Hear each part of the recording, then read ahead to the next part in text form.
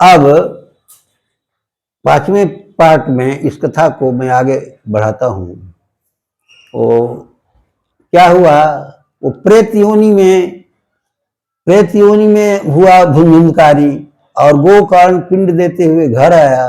जब घर आ गया तो वही दृश्य रात्रि में, कभी गाय बन जाए, कभी सुअर बन जाए, कभी हाथी बन जाए।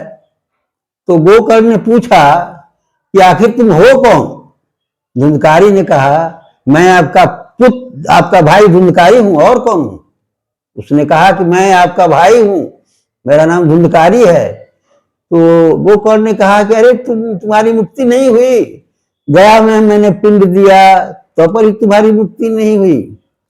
तो देखिए, वो गोकर्ण सत्संग उसने किया था और सत्संग की महिमा यहाँ उजागर हो रही है। कहा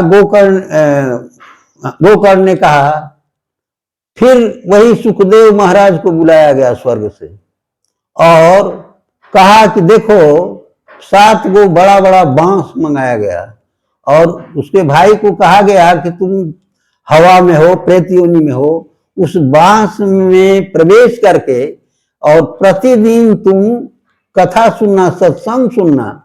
7 दिन वो सत्संग सुनता रहा, प्रेत योनि में था, फिर भी गोकर्ण के अनुसार उसका भाई धुंधकारी सत्संग सुनता रहा। पहला दिन कथा हुई, वो बांस फट फट फट फट की ध्वनि करके फट जाए। दूसरा दिन कथा हुई, दूसरे दिन भी फट फट की ध्वनि करके बांस फट जाए। ऐसे करके 7 दिन बांस फटता गया और 7वें दिन धुंधकारी की मुक्ति हो गई।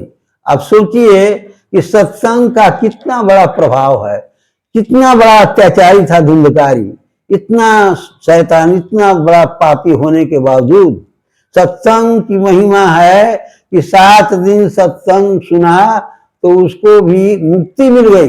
7 दिन सत्संग सुना, पहला दिन, दूसरा दिन, तीसरा, ऐसे करके अब प्रतिदिन वो बांस फटते फट फट करके ध्वनि करके फटता जाता था।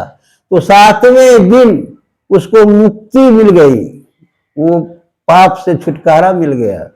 इतना ही कहकर अपनी वाणी को मैं विराम देता हूँ। नमस्कार, मेरी शुभकामनाएं सभी श्रोताओं के साथ हो।